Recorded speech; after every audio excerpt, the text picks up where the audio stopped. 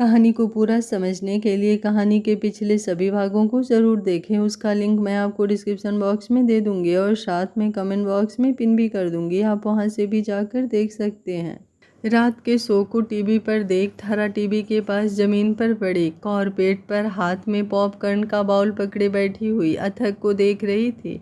बेला दरवाजे पर गई थी, उसने पिज्ज़ा ऑर्डर किया था वो लेने। बेला जल्दी आ, शो शुरू हो चुका है, थारा चिल्लाई। वही अपना अंदाज, बिखरे हुए सिल्की बाल, हाथ में माइक, ब्लैक पैंट जिसके ऊपर ब्लैक ही स्पोर्ट्स वेस्टेस जिसके ऊपर पड़ा हुआ उसका वो लॉकेट और गजब कर रहा था। उसने माइक उठाया और बोलना शुरू किया, मेरी जान, मेरी दुनिया, मेरी धरा, आई लव यू यार, बोल उसने एक फ्लाइंग किस हवा में उछाली। हर शो शुरू करने से पहले ये बात वो ज़रूर बोलता और उसकी इस अदा की कायल दीवानी लड़कियां उस पर फिदा हो जाती। आखिर उस जैसा पति कौन नहीं चाहेगा। आई लव यू टू धरा हमेशा की तरह बोल उठी, जिस पर बेला ने उसकी तरफ मुस्कुरा कर देखा। प्रोग्राम शुरू हुआ और अंत तक धरा एकटक उसे देखती रही। लास्ट में तालियों की गड़गड़ाहट के बीच में अचानक वो एक्साइटेड होकर अचानक खुश हो गई। उसके अगले ही पल दर्द की एक लहर उसके चेहरे पर दिखाई दी। बेला ने उसकी तरफ देखा, वो घबरा गई। धरा क्या हुआ, तू ठीक तो है ना? बेला, मुझे दर्द हो रहा है। हाँ तो फाल्स दर्द हो सकते हैं, तू आराम से उठ, मैं तुझे बेड पर लिटा देती हूँ। नहीं, ये वैसा नहीं है, तू अथक को फ़ोन कर, वो मुश्किल से बोल पाई। बेला की तो सांसें रुक गई, वो समझ ही नहीं पा रही थी कि करना क्या है। उसको ऐसे देख धरा जोर से चिल्लाई, फ़ोन लगा बेला, बेड से उठाकर। हाँ हाँ लगाती हूँ। बेला वहीं से बेड पर से कूदी और फ़ोन उठा कांपते हाथों से अथक का नंबर लगाया। हाथ कांपने की वजह से फ़ोन छूटते छूटते बचा। मत जा, मुझसे ज़्यादा तू डर रही है, धरा अब लाल मुँह करके बोली। चिल्ला मत, लगा रही हूँ। रिंग गई, फ़ोन ग्रीन रूम में था। उसने निक्कू को फ़ोन लगाया। एक दो कॉल के बाद उसने फ़ोन रिसीव किया। हेलो निक्कू, अथक कहाँ है? धरा को दर्द हो रहा है बहुत। शोर की वजह से निक्कू को कुछ सुनाई नहीं दे रहा था। हेलो बेला, क्या बोल रही हो? अरे अथक कहाँ है? वो जोर से धरा को देख बोली। क्या? वो साइड में जाते हुए बोला। बहरे इंसान, अथक कहाँ है? इस बार वो अपनी पूरी ताकत से बोली कि निक्कू को सुनाई तो दिया पर फ़ोन कान से हटाना पड़ा। चिल्ला क्यों रही हो? और मैं बहरा नहीं हूँ। हाँ, ये सुनाई दे गया। अथक कहाँ है? धरा को पेन स्टार्ट हो गया है, वो दांत पीसते हुए बोली।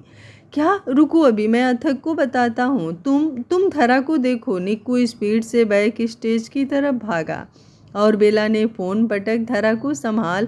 हाउस सर्वेंट से ड्राइवर को गाड़ी निकालने के लिए कहा। अथक, धरा को पेन स्टार्ट हो गए हैं। लोगों की भीड़ में अथक ने जैसे ही ये सुना वो तुरंत एक्शन में आ गया। क्या? पर कैसे? उसकी डेट तो अभी आगे है। मुझे नहीं पता, बेला का फ़ोन आया था, तुझे बुला रही है। धरा, निक्कू जल्दी से उसके पीछे भागते हुए बोला। इसका मतलब पहले मेरे पास फ़ोन आया होगा। धरा ने कहा था कि फ़ोन अपने पास रखना, मैं कैसे भूल गया। निक्कू बचा ले मुझे, मेरी बीवी कच्चा खा जाएगी। अथक आगे की सोच निक्कू के हाथ पकड़कर बोला। अब तो जो होगा झेलना, चल। अभी निक्कू पैसेंजर सीट पर जल्दी से बैठकर बोला और अथक, उसने तुरंत गाड़ी की स्पीड बढ़ा दी। इतनी तेज़ गाड़ी अथक ने कभी नहीं चलाई होगी। शुक्र है सो इसी शहर में था। गाड़ी ठीक फिसलते हुए 15 मिनट में अथक के घर के बाहर थी। वो वैसे ही भागते हुए अंदर आया जहाँ सोफे पर दर्द बर्दाश्त करती धरा उसी का वेट कर रही थी, क्योंकि ड्राइवर कहीं बाहर चला गया था थोड़ी देर के लिए और बेला उसका हॉस्पिटल बैग जल्दी से लेकर नीचे आ रही थी। आ गई तुम? फ़ोन कहाँ है तुम्हारा? वो उस पर चिल्लाते हुए बोली, जिस पर अथक ने तुरंत उसे गोद में उठा गाड़ी की तरफ लेकर भागा। वो धरा, मैं ग्रीन रूम में भूल गया था, सॉरी, वो धीरे से बोला, उसे गाड़ी में आराम से लिटाते हुए। बीबी याद थी कि वो भी भूल गए, वहाँ लड़कियों की अटेंशन लेना तो नहीं भूले। अथक, देख लेना, ये सब हो जाने के बाद सबसे पहले मैं तुम्हारा फ़ोन तोड़ूंगी, फिर तुम्हारा मुंह। हाँ धरा। क्या धरा? कहा था मैंने, वो दर्द को सहकर चिल्लाते हुए बोली। हाँ धरा। अथक, रोना बंद करो। वो खुद से ज़्यादा उसके आंसू निकलते देख फिर से बोली। हाँ धरा। निक्कू, तुम्हें गाड़ी चलाना नहीं आता? जल्दी चलाओ। वो निक्कू पर उसकी बात सुन चिल्लाकर बोला। अथक मुझ पर ना चिल्लाओ, मैं तेजी चला रहा हूँ, किसी काम के नहीं हो तुम दोनों। पिछले 1 घंटे से धरा ने मेरा क्या हाल किया है जानते हो? बेला उन दोनों पर चिल्लाती हुई बोली। शांत हो जाओ, मुझे बहुत टेंशन हो रही है, अथक चीखा। हाँ ले लो टेंशन तुम, मैं अकेले ही हॉस्पिटल चली जाती हूँ। धरा उसकी जो गोद में सर रखे चैन नहीं पा रही थी, वो इस कदर उसे पैनिक देख बोली।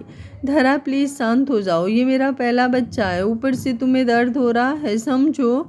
मैंने इससे पहले 10-12 बच्चे पैदा करने की डिग्री ली है ना। अथक हॉस्पिटल फ़ोन कर। हाँ हाँ करता हूँ। अभी तक तुमने डॉक्टर को फ़ोन भी नहीं किया? धरा में घबरा गया था। अथक बच्चा बाद में आएगा, पहले तुम्हारा मुंह मैं तोड़ देती हूँ। प्लीज़ धरा शांत हो जाओ, मैं करता हूँ फ़ोन। अथक अब वाकई उससे डर रहा था। जल्दी जल्दी फ़ोन करते हुए बोला, शुक्र है उसके वीआईपी पोजीशन यहाँ काम आई और हॉस्पिटल में तुरंत सारे काम शुरू हो गए। ये सब तुम्हारी वजह से हुआ, कहा था फ़ोन हर टाइम अपने पास रखना, लेकिन नहीं, सर को शो करने हैं विदाउट टेंशन, है ना? वो लंबी लंबी सांसें लेकर बोली। धरा शो के लिए तुमने ज़बरदस्ती हाँ करने के लिए कहा था, ये याद है, बाकी कुछ याद क्यों नहीं रहता? सब मेरी गलती है। तुम लंबी लंबी सांस लो। धरा निक्कू गाड़ी जल्दी चला, नहीं तो मेरी बीवी मेरा क्या हाल करेगी, मुझे नहीं पता। अथक हॉस्पिटल आ गया। निक्कू जैसे ही बोला, अथक ने धरा को गोद में उठाया। सब पहले से तैयार था, डॉक्टर नर्स तुरंत पहुंच गए। धरा को सीधा इमरजेंसी रूम में शिफ्ट किया गया। अब जाकर अथक ने सांस ली, फिर उसे नई टेंशन हो गई, जिसकी वजह अब धरा का दर्द था, जो अब काफ़ी बढ़ चुका था। उसकी चीखें बाहर तक आ रही थी, जिसका असर ये था कि अथक की आंखें तुरंत छलक पड़ती। अथक ऐसा सबके साथ होता है, हिम्मत रख। निक्कू उसके कंधे पर हाथ रख कर बोला। हाँ यार, पर तकलीफ तो होती है ना, वो रूधे गले से बोला। लगभग 2 घंटे के बाद फाइनली डॉक्टर बाहर आए। अथक भागकर उनके पास आया। डॉक्टर, मेरी बीवी कैसी है और मेरा बच्चा? कांग्रेचुलेशंस मिस्टर अहलावत, आपकी पत्नी ने एक बहुत खूबसूरत बेटी को जन्म दिया है, वो दोनों बिल्कुल ठीक हैं। हमने उन्हें प्राइवेट रूम में शिफ्ट कर दिया है। अथक की तो जैसे दुनिया ही बदल गई। मैं मिल सकता हूँ? वो आंसू पोंछते हुए एक्साइटेड होकर बोला। पर एक शर्त है। क्या? मैं आपकी बहुत बड़ी फ़ैन हूँ, एक फ़ोटो आपको मेरे साथ लेनी पड़ेगी फिर। श्योर डॉक्टर, वो जल्दी से बोल रूम की तरफ भागा। जैसे ही उसने दरवाज़ा खोला, सामने धरा लेटी थी, हल्की नींद में। उसने सबसे पहले जाकर उसके माथे पर अपने होठ रख दिए। उसने मुश्किल से आंखें खोली। अथक, वो धीमे से बोली, ठीक हो? दर्द तो नहीं हो रहा? धरा ने ना में सिर हिलाया, फिर अपने साइड में इशारा किया। पालने में लेटी हुई, बिल्कुल रूई की तरह नाजुक सी उसकी प्यारी सी बेटी। अथक की आंखें उसी को देखने लगी। वो बिल्कुल उसकी तरह थी, वही सिल्की बाल, वही आंखें, सेम टू सेम उसकी कॉपी। धीरे से उसे बाहों में उठा। अथक एक अलग ही एहसास से भर उठा। चीटिंग की है तुमने? धरा उसके चेहरे की खुशी देख बोली। अथक ने नासमझी से उसे देखा। बिल्कुल तुम्हारी तरह है ये, मेरी तरह तो बिल्कुल भी नहीं। अथक नम आँखों से मुस्कुरा उठा, फिर धरा के पास उसे लेकर आया। थैंक यू धरा, मेरी ज़िंदगी में आने के लिए, मुझे इतनी खुशियाँ देने के लिए। वो उसके गालों को झुककर चूमते हुए बोला। अथक, I love you. Thanks God, वरना रास्ते भर तुमने ना जाने किस जन्म की दुश्मनी निकाली है मुझ पर। I love you so much धरा। जानती हूँ खुद किस्मत हूँ मैं जो तुम मेरी सुन लेते हो, वरना मेरा दिल जानता है कि कितना प्यार है तुम्हें मुझसे। अथक ने उसकी नीली आंखों को खामोशी से देखा, फिर अपने बच्चे को संभाल कर पकड़ धरा के सीने से लग गया। मैं बहुत डर गया था, जानती हूँ, इसलिए चिल्ला रही थी तुम पर, ताकि तुम ज़्यादा परेशान ना हो। और उसके बालों पर हाथ रखकर एक नज़र अपनी बेटी को देख वो नींद की आगोश में चली गई। अथक ने संभाल कर उसे ठीक से लिटाया, फिर एक बार अच्छे से उसे सुकून से सोता देख बाहर आया, जहाँ पहले से बेला और निक्कू बच्चे से मिलने को बेताब थे। अथक, मेरी बारी। निक्कू भागते हुए आया। नहीं, मेरी बेटी है, किसी को नहीं दूंगा। ये गलत है, चल दे। वो जल्दी से उसे गोद में लेकर बोला। तो अथक पॉकेट में हाथ डाल उसे देखने लगा। बिल्कुल मेरी तरह है ना? वो खुद पर इतराया। हाँ, धरा पर जाती तो ज़्यादा सुंदर होती, बेला बोली। मैं भी सुंदर हूँ और मेरी बेटी भी, वो घमंड से बोला तो दोनों खिलखिलाकर हंस पड़े। देखो, आंखें देखो। अरे हाँ, बहुत प्यारी है यार, कितनी गोरी है ये। हाँ वो तो है, मेरी बेटी जो है। इसके होठ कितने अच्छे हैं, मेरी बेटी है। ये बार बार बोलना बंद कर कि तेरी बेटी है, मुझ पर भी गई है। अच्छा क्या गया है बताना ज़रा। धरा खुद कह रही है कि ये बिल्कुल मेरी तरह है। अच्छा धरा कैसी है? अच्छी है, सो रही है। याद है बेला, इसकी कितनी बैंड बजाई थी धरा ने रास्ते भर। हाँ तो बीबी है मेरी, कुछ भी बोल सकती है मुझे। ऐसी ही बातों के साथ वो सब उलझते रहे एक दूसरे के साथ, और धरा अंदर सुकून से सोती रही। अथक और धरा के जीवन का नया अध्याय शुरू हो चुका था। उसकी प्यारी सी बेटी उनके जीवन में नई खुशियाँ लाई थी। देवकी जी और किशोर जी खुद आकर धरा से मिलकर जा चुके थे। अहलावत मेंशन में सभी को ये बात जब पता चली तो खुशी की एक लहर दौड़ पड़ी। सब उससे मिलना चाहते थे, पर एक झिझक और पछतावे से खुद को बमुश्किल रोक रहे थे। राजेश्वरी जी की हालत भी दिन प्रतिदिन खराब होती जा रही थी। अनाहिता से जब रुका नहीं गया तो वो हॉस्पिटल धरा से मिलने चली गई चुपके से। शुक्र है अथक वहाँ नहीं था। वो धरा के कहने पर फ्रेश होने घर गया था, क्योंकि जब से धरा यहाँ है तब से वो घर जा ही नहीं पाया। आज ज़बरदस्ती धरा ने उसे घर भेजा। धरा, उन्होंने हॉस्पिटल बेड पर बैठी धरा को देख बुलाया। माँ आप आइए ना। कैसी हो बेटा? मैं रोक नहीं पाई खुद को। आखिर मेरे बेटे की खुशियाँ आई है उसके पास। वो नम आँखों से बोली। नहीं माँ, आप रोइए मत, देखिए मिलिए अपनी पोती से। धरा उन्हें अपने पास में लेटी उस प्यारी सी गुड़िया को दिखाते हुए बोली। उसको देख अनाहिता भावुक हो उठी। अथक के नयन नक्श लिए वो उन्हें छोटे से अथक की याद दिला रही थी। यह तो बिल्कुल आपके बेटे की तरह है ना? धरा उनके बोलने से पहले ही बोली। बहुत प्यारी है। अनाहिता उसको गोद में उठाकर प्यार से बोली। माँ दादी कैसी हैं? धरा अनजान नहीं थी वहाँ के किसी भी हालात से। अनजान तो अथक भी नहीं था, पर ना जाने कैसे वो जाहिर नहीं करता था। जैसी भी हैं अपने कर्मों से हैं, ठीक नहीं है। डॉक्टर ने कहा है कि ऐसा रहा तो जीना मुश्किल है। वो हल्की दबी आवाज़ में बोली। माँ ऐसा ना कहिए। ये तुम बोल रही हो धरा? तुम जिसके ऊपर गोली चलाने से पहले उन्होंने एक बार नहीं सोचा।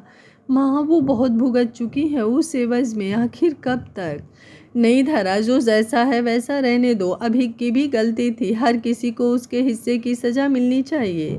पर माँ आप तो गलत ना थी ना? तो मैं आती रहूँगी ना तुझसे मिलने, पर शायद अपने बेटे को कभी समझ ना पाने की गलती की सज़ा मेरे लिए भी बाकी है। मैं अथक से बात करूँ? नहीं धरा, तुम खुश रहो बस। अथक को कोई तकलीफ़ ना दो। अब बहुत भुगत चुका है मेरा बच्चा, अब और कोई तकलीफ़ उसे होने ना दूंगी। अनाहिता उसके हाथ पर हाथ रख कर बोली तो धरा खामोश हो गई। अथक के आने से पहले अनाहिता चली गई। जब वो वापस आया धरा सो रही थी। उसने आते ही उसके माथे पर अपने होठ रख दिए। धरा की आंखें खुल गई। कैसी है मेरी जान? अच्छी हूँ, बस तुम्हारा ही वेट कर रही थी। अच्छा, और मेरी गुड़िया कैसी है? वो भी अच्छी है, सो रही है। अथक हम घर कब जाएंगे? कल। सच में हम कल घर जाने वाले हैं? हाँ मैंने डॉक्टर से बात की, हम कल घर जाएंगे। आखिर फाइनली मुझे सुकून की नींद तो मिलेगी, वरना जब से तुम यहाँ आई हो मेरी तो नींद ही हराम है। अच्छा तो अपने लिए सोचकर मुझे घर ले जाने वाले हो? बिल्कुल, ये भी कोई पूछने की बात है? अथक बेशर्मी से बोला। अथक, धरा उसके सीने पर हल्के से मार कर बोली। अथक मुझे कुछ बताना है तुम्हें। मुझे पता है, मॉम आई थी, वो उसके बोलने से पहले ही बोला। तुम्हें कैसे पता? क्योंकि उनकी स्पेशल आर्डर पर बनवाई जाने वाली वॉच यहीं रखी है, मैंने आते ही देख ली थी। पता है धरा, मॉम को मैंने बचपन से देखा है, इन कलेक्शन के पीछे पागल हैं वो बेख्याली में बोलता चला गया, फिर कुछ याद करके खामोश हो गया। धरा भी चुप होकर उसका चेहरा देखने लगी। हाँ, बेबी को उठाते वक्त इस वॉच में लगे डायमंड उसे लगे ना तो उन्होंने ही ये वॉच निकाल साइड में रख दी थी। पर अथक के मुँह से ये सुन धरा को एहसास हुआ कि वो भले ही कहे ना, पर कुछ तो है जो वो याद करता है।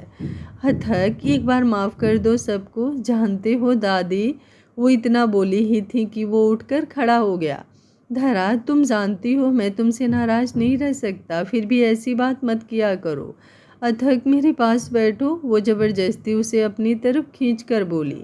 क्या है? वो वहीं एक पैर बेड पर एक पैर ज़मीन पर रख उसके पास बैठकर बोला, अथक सब अपने किए पर बहुत शर्मिंदा हैं। अब माफ़ कर दो सबको, मैं हमेशा बिना परिवार के रही हूँ। अब अपनी बेटी को वैसे नहीं देखना चाहती। दादी ने जो भी बहुत गलत किया पर वो अपनी सज़ा भुगत रही हैं। अगर तुम उनसे ज़्यादा दूर रहे तो वो मर जाएंगे। अथक मैं माफ़ कर चुकी हूँ उन्हें।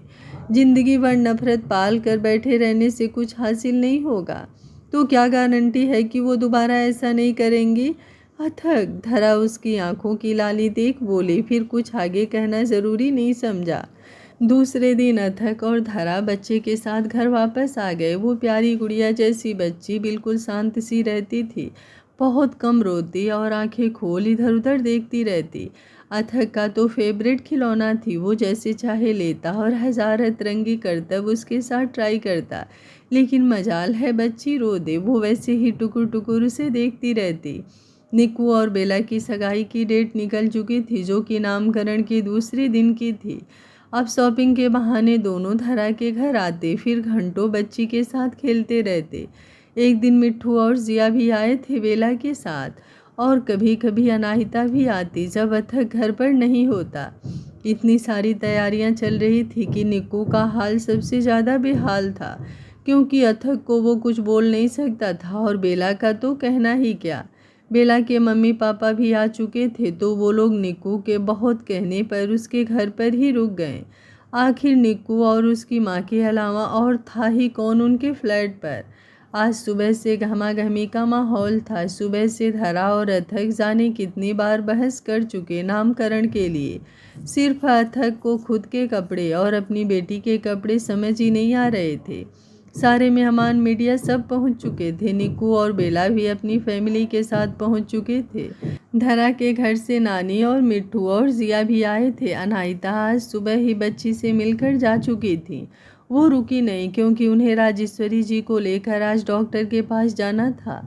अथक अब बहुत हुआ, अभी के अभी नीचे चलो वरना ये यहीं छोड़ दूंगी। धरा आखिर बोल ही पड़ी, अरे ऐसे कैसे, मेरी बेटी की कोई ड्रेसिंग सेंस है भी या नहीं? जिस पर धरा ने उसे घूर कर देखा। अथक वो सिर्फ 15 दिन की है अभी, तो क्या हुआ, वो मेरी बेटी है। हो गया, अब चलो। धरा उसे ड्रेस पहनाते हुए बोली, तो अथक ने उसका झुझलाया हुआ चेहरा देखा।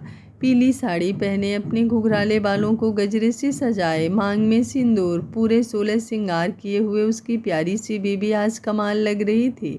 उसने धीरे से उसकी कमर में हाथ डाल उसके गाल पर किस कर लिया। आ गई मेरी याद, वरना अपनी बेटी के चक्कर में मेरा ध्यान ही कहाँ था। कभी ऐसा हो सकता है भला कि मैं अपनी धरा को भूल जाऊं? वो उसके कमर के इर्द गिर्द घेरा बनाकर बोला, तो धरा मुस्कुरा दी। अच्छा चलो नीचे, सब वेट कर रहे हैं। जो हुक्म मैडम। पूजा की सारी तैयारियां हो चुकी थी। विधि विधान से नामकरण की पूजा आरंभ हुई। जब पंडित जी राशि नाम बताने के बाद कन्या का नाम पूछा, तो अथक ने मुस्कुराकर नाम बताया। सब उस नाम से सहमत हुए और नामकरण की विधि पूर्ण हुई। कल निक्कू और बेला की सगाई थी, इसलिए अथक ने खुद फंक्शन जल्दी ही खत्म करवा दिया, ताकि निक्कू और बेला को टाइम मिल जाए आराम करने का। नानी और बच्चों को छोड़ने वो खुद गया। धरा घर पर अकेली थी कि तभी दरवाजे पर दस्तक हुई। उसने जाकर दरवाज़ा खोला। सामने अभिराज जी राजेश्वरी जी को संभाले खड़े थे, जिनकी हालत बहुत ख़राब थी। वो 1 मिनट के लिए शॉक हो गई। अंदर ना बुलाओ तो यहीं से एक बार बच्ची को दिखा दो, राजेश्वरी मुश्किल से हाथ जोड़कर बोली।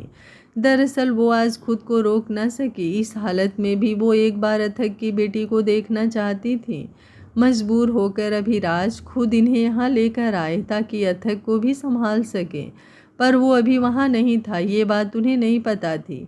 धरा उस एक पल में ना जाने कितने एहसासों से गुजर गई कि क्या फैसला ले। एक तरफ अथक और एक तरफ उनकी हालत, वो अपनी आंखों से देख रही थी। धरा दरवाजे पर एकटक नज़र गड़ाए खड़ी थी, क्योंकि अथक किसी भी वक्त आ सकता था। बेचैनी में वो हाथ मसलती जा रही थी, बार बार पीछे मुड़कर भी देखती, जहाँ राजेश्वरी जी आधारिका को गोद में लिए ना जाने कितने प्यार से खिला रही थी। हाँ, यही नाम दिया था अथक और धरा ने अपने प्यार और विश्वास के आधार को, आधारिका, अथक कहलावत। धरा खुद को रोक नहीं पाई, उनकी आंखों की चमक देख जो उनके चेहरे पर उसे देख आई थी। हर टाइम टिप टॉप रहने वाली राजेश्वरी जी की गरिमा कहीं खो सी गई थी। वो इतनी पत्थर दिल नहीं बन पाई, पर उसे अब अथक का पूरा डर लग रहा था, इसलिए वो परेशान सी इधर उधर घूम रही थी कि तभी अथक की गाड़ी आकर सीधा पोर्च में रुकी। धरा का चेहरा सफ़ेद पड़ गया और राजेश्वरी जी के भी हाथ कांप गए। उन्होंने जल्दी से उस नन्ही सी जान को सीने से लगा लिया, जैसे अभी छीन जाएगी उनसे वो।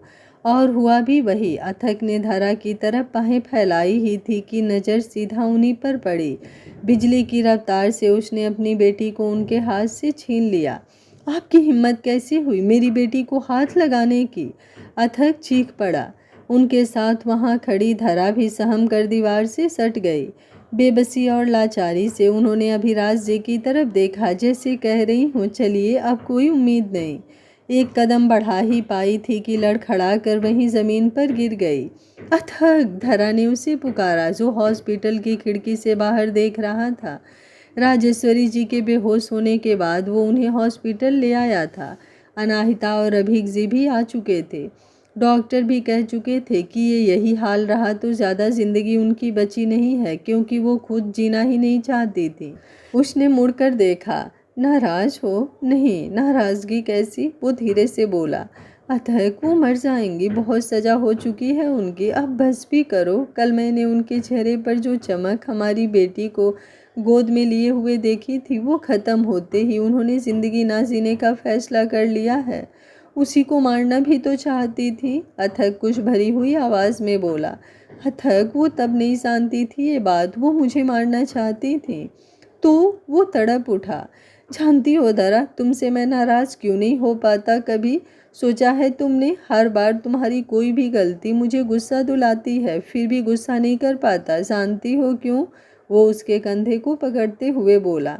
क्योंकि घुटन होने लगती है मुझे। अगर ज़्यादा देर तुमसे बात ना करूँ तो जीना मुश्किल हो जाता है मेरा। उन्होंने तुम पर गोली नहीं चलाई थी, मुझ पर गोली चलवाई थी। वो आज खुलकर बोलता जा रहा था और धरा उसकी बात सुन रही थी। पता है धरा, इंसान वो खतरनाक नहीं होता जो सामने से वार करता है, जो जता देता है कि वो आपका दुश्मन है। खतरनाक वो होता है जो आपका दोस्त भी बनता है और पीठ पर वार भी करता है। तब जान ही नहीं, आत्मा तक छलनी हो जाती है। जानती हूँ अथक, पर कब तक हम दुश्मनी पालते रहेंगे? मैंने माफ़ कर दिया है उन्हें। तुम हो, हमारी बेटी है, मैं बहुत खुश हूँ, मुझे अब कोई शिकायत नहीं है उनसे। और फिर वो थक चुकी हैं अथक, और किसी की ज़िंदगी से ज़्यादा उससे नाराज़गी ज़रूरी तो नहीं? धरा उसके सीने पर सर रख कर बोली। तो अथक ने भी उसे बाहों में भर लिया। धरा ने भी सुकून की सांस ली। अब तक उसकी बेरुखी उसे परेशान कर रही थी। प्यार करता हूँ ना तुमसे, इसलिए हर जायज़ नाजायज़ बात मनवा लेती हो मुझसे। वो हल्की मुस्कान से बोला तो धरा भी आंसू पोंछते हुए मुस्कुरा दी। खाली हाथों को निहारती बैठी राजेश्वरी जी की आंखों के सामने जब वो नन्ही सी गुड़िया आई तो उन्होंने सर उठाकर देखा। धरा उसे उनकी गोद में दे रही थी और अथक पीछे मुंह घुमाए खड़ा हुआ था। वो मान गया था सिर्फ धरा की वजह से, पर दिल की कसक अब भी नहीं मिटी थी। उन्होंने ये देख उसे दोबारा सीने से लगा लिया और फफक कर रो पड़ी। उसके गालों को चूम उन्होंने खींच कर पास खड़ी धरा को गले से लगा लिया। मुझे माफ़ कर दो बहू, वो इतना ही बोल पाई। आवाज़ रोने की वजह से गले में ही रह गई। धरा ने उनके आंसू पोंछे और हाँ में सर हिलाया। अनाहिता ने भी आगे बढ़कर उसका सर चूम लिया। एक गर्व उनके जहन में उतर गया। तिरछी निगाह से अथक ने उन सब की तरफ देखा। सब खुशी से अधारिका के चारों ओर जमा हो गए थे और पास खड़ी धरा बस उन सब को देख मुस्कुरा रही थी। वो धीरे से उसके पास गया। जितना अपने मन का करना है कर लो, भूलो मत, मेरा वक्त भी आ चुका है। मिलो मुझे तुम अकेले में, फिर बताऊंगा। उसके कान के पास जाकर वो बोला। धरा ने अपनी बड़ी बड़ी आंखों से उसकी तरफ घूर कर देखा तो अथक ने अपने पॉकेट में हाथ डाल उसे एक इंटेंस लुक दिया। वापस आते आते उन्हें सुबह का 4 बज चुका था। राजेश्वरी जी की दवाई की वजह से नींद आ गई थी तो वो सो चुकी थी। आज शाम निक्कू और बेला की सगाई थी तो उसके चक्कर में अथक और धरा वापस आ गए थे। आधारिका तो सो चुकी थी और धरा भी थक कर चूर हो चुकी थी। उसने उसे अच्छे से लिटाया और कपड़े बदलने चली गई। वापस आकर देखा तो अथक बेड पर गोल गोल करवट ले रहा था। अथक, क्या कर रहे हो? सो जाओ। तुम्हें अपने रंगारंग कार्यक्रम से फुर्सत मिले तब ना मैं सो जाऊं। दुनिया भर की भलाई करने का ठेका जो ले रखा है तुमने, मेरा कुछ सोचना ही नहीं है तुम्हें। ये नहीं कि आके लेटो और सुला दो मुझे। वो बेड की चादर को बेड से नीचे फेंक कर बोला। अथक, अब तो सुधर जाओ। बेटी हो गई है हमारी, उसे सुलाऊं या आपको? मेरी बेटी समझदार ही पैदा हुई है। जब से हुई है एक बार भी अपने पापा को डिस्टर्ब नहीं किया रात में। वो तो तुम हो जो भाव खाती रहती हो। धरा उसकी बात सुन वाकई सोच में पड़ गई। आधारिका बाकी ऐसी ही थी बहुत आधारिका वाकई में ऐसी ही थी। बहुत कम ही होता कि वो जोर जोर से रोती, वरना बस चुपचाप सबको देखती रहती मुस्कुराकर। उसने अपनी प्यारी सी बेटी का सर चूम लिया। अब मेरी बारी, अथक आंखों में नींद लिए बोला, जिस पर धरा ने हंसकर उसके माथे पर भी अपने होंठ रख दिए। सुबह हल्की सी रोने की आवाज़ सुन धरा की नींद टूटी तो उसने तुरंत मुड़कर देखा। आधारिका बहुत धीरे धीरे रो रही थी। उसने घड़ी की तरफ देखा। सुबह का 7 बज चुका था। बच्चे को जल्दी भूख लग जाती है, वो जाने कब से जगी होगी, तो अब जाकर रोई थी। धरा ने अपने ऊपर पैर हाथ रखे सोए अथक को कसकर हिलाया। अथक उठो, आधू रो रही है, हटो तुम। अथक तुरंत उठकर बैठ गया। वो उसे पालने में से उठा पाती उससे पहले ही लपक कर रोती हुई अपनी बेटी को अथक ने नींद में ही गोद में उठा लिया। ओ मेरा बच्चा, क्यों रो रहा है? वो उसे सीने से लगा कर बोला। बच्ची शांत हो गई। अथक, लाओ, भूख लगी है उसे। धरा ने उन दोनों की बॉन्डिंग देख प्यार से कहा तो अथक ने उसे अपनी गोद में देकर खुद भी थोड़ी सी जगह बना धरा की गोद में सर रख लिया। फीड कराने के बाद धरा ने आधारिका को बेड पर लिटाया। अथक फिर से सो चुका था, उसकी गोद में सर रखे हुए ही। रात में देर से सोने की वजह से अथक क्या, धरा को खुद भी नींद आ रही थी। उसने उसका सर उठा तकिए पर रखा, फिर उन दोनों के बीच में जगह बना खुद भी सो गई थोड़ी देर के लिए। 10 बजे धरा उठ गई थी और अथक को भी उठाकर नहाने भेज दिया था। शाम को निक्कू और बेला की सगाई थी, जिसके लिए उन्हें टाइम से पहुंचना भी था। शुक्र है अथक की डिज़ाइनर ने पहले ही उन दोनों के कपड़े भेज दिए थे। अथक, जल्दी निकलो, मैंने नाश्ता और आदू का पूरा काम भी कर दिया है और अभी तक तुम नहा भी नहीं पाए। आ रहा हूँ, बाथरूम का दरवाज़ा खोलते हुए बोला। जैसे ही धरा ने अंदर जाना चाहा, उसने हाथ पकड़ खुद की तरफ खींच लिया। मेरा मूड अब सही नहीं रहता। क्यों अथक? वो बेपरवाही से बोली। खुद नहीं पता तुम्हें? नहीं, वो बोली। वैसे ही उसकी नज़र उसकी आंखों की तरफ गई, जिनमें आई खुमारी उसे सब कुछ समझा गई। अथक, निक्कू और बेला की सगाई निपटा ले आज, फिर अपने रोमांस का सोचें। पक्का ना? जैसे कि मैं पक्का नहीं करूँगी तो तुम ये बात भूल जाओगे। वो तो है, वो कंधे उचका कर बोला। धरा मुस्कुराई। अच्छा पति परमेश्वर, कृपया अपनी औलाद को कपड़े पहना देंगे, तब तक मैं वापस आऊँ। वो तो मेरा फेवरेट काम है। ओ मेरा बच्चा। वो बाहें फैलाकर सीधा आधारिका के पास पहुंच गया और धरा तुरंत नहाने चली गई। वापस आई तो अथक खुद के साथ आधारिका को भी तैयार कर चुका था। धरा भी जल्दी जल्दी लहंगा निकाल पहनने के लिए चेंजिंग रूम की तरफ भागी। आज का पार्ट आप लोगों को कैसा लगा कमेंट बॉक्स में अपनी राय ज़रूर दीजिएगा। कहानी अच्छी लग रही हो तो वीडियो को लाइक शेयर एंड चैनल को सब्सक्राइब कर लीजिएगा। Thank you for watching. मिलते हैं कहानी के अगले भाग में, तब तक स्वस्थ रहिए, मस्त रहिए, अपना ख्याल रखते रहिए।